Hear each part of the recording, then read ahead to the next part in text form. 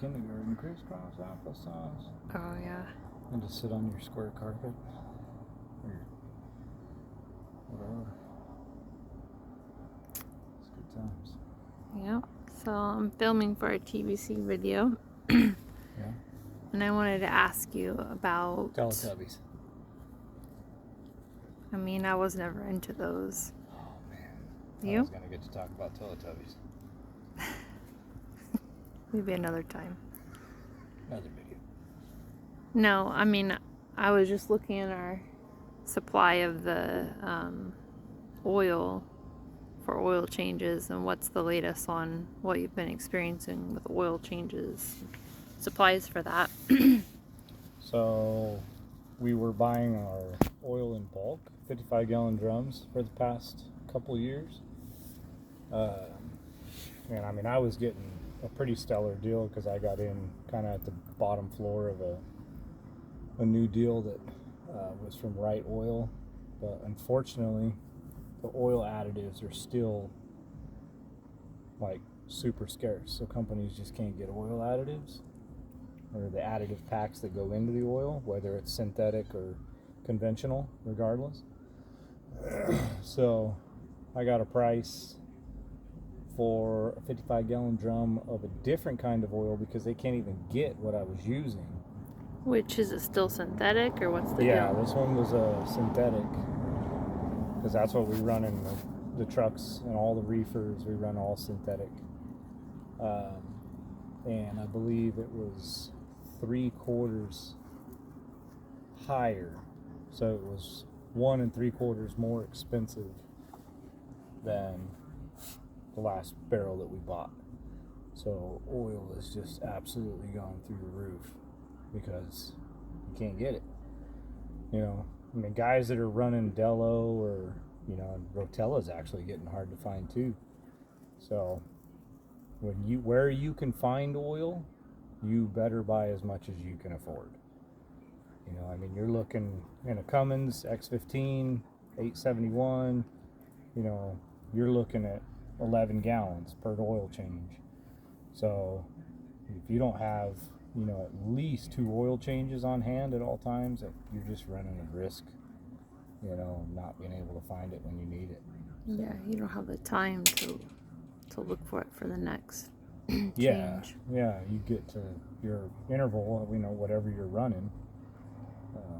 You know, and that's something else we did. Normally, I would change it every 10,000 miles religiously.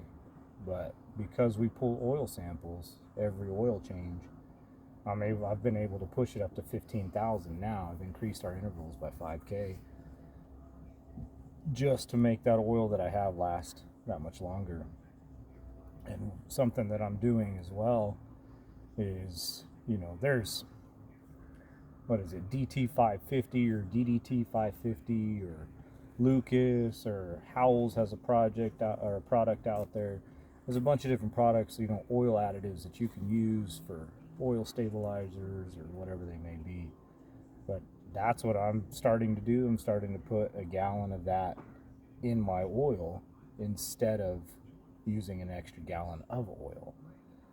You know, Because you used to buy it, not the gallon Lucas, but like a quart or something. for like the pickups, yeah, I'll buy a quart. But for the big trucks, I always buy it in a gallon.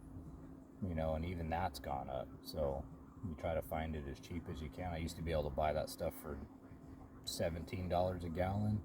Now I'm paying $24 a gallon. So But it's cheaper than not being able to find oil. So. yeah, how does that affect the truck though? Because it's not the oil you prefer, or is it just as good, just different? Well, it's an additive. So basically what Lucas is, you know, and guys will have their own preferences. You know, there's, like I said, there's multiple products out there, but it's an upper cylinder lubricant. So basically what they market it as is it prevents dry starts, you know, and it helps keep the top end lubed.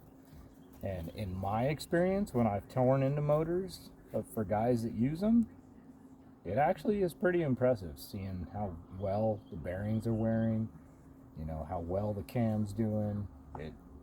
It makes a difference. You know, I've seen motors without it, I've seen motors with it.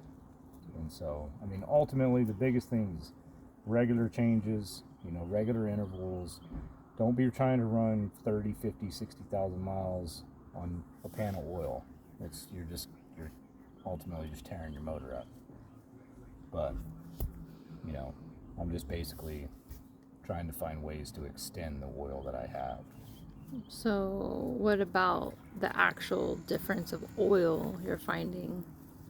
What do you mean? Is that affecting your truck differently, or it's just different and not a bad different, or have you noticed anything? Like type-wise, weight-wise, I won't stray away from 1540. Because I'm running older motors in my trucks, 1540 is a must. I do know of one guy that swapped to 540 weight. And I believe he's running one of his is an old B model cat, and one's an old 3406E cat. Seems to be having fairly good fortune with it. But to me, especially being in Texas, that oil's just too thin.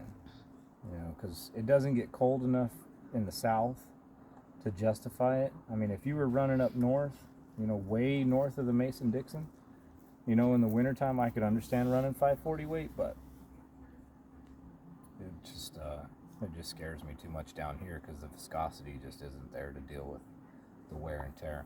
Well, how long has he been doing that different? A little over a year now. So it's not necessarily enough time to destroy a motor, but... Do I know him without saying a word? You know His of name? him. I don't know if you know him, but you know of him, yeah. Is he competent? Yeah, no, he's competent. He's... that old man, he's been running trucks longer than I've been alive.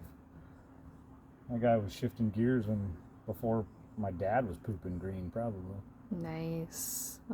First time we've approached or broached poop on TBC Consultants. Well, you wouldn't let me talk about Teletubbies, so. Yeah. Anything else we should add? No, just as I've said in previous videos, if you're not pulling oil samples every time you're changing oil, you are not seeing what's going on inside your motor. Especially if you're running reefers. With higher mile or with higher hour reefers, you know, start pulling samples, because, you know, it'll tell you if you're starting to have a head gasket leak.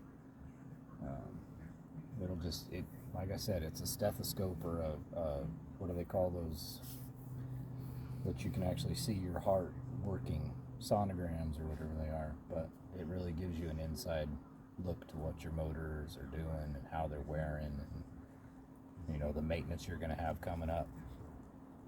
It'll give you a pretty good ballpark. If you're going to need a rebuild soon, it's going to let you know, so you can start squirreling away money if you haven't already. So tell him next time Teletubbies. Yeah. I'm afraid I'm not an expert on Teletubbies, but I do like saying the word Teletubbies. We'll catch y'all next time. Stay tuned for the next one. See you on down the road.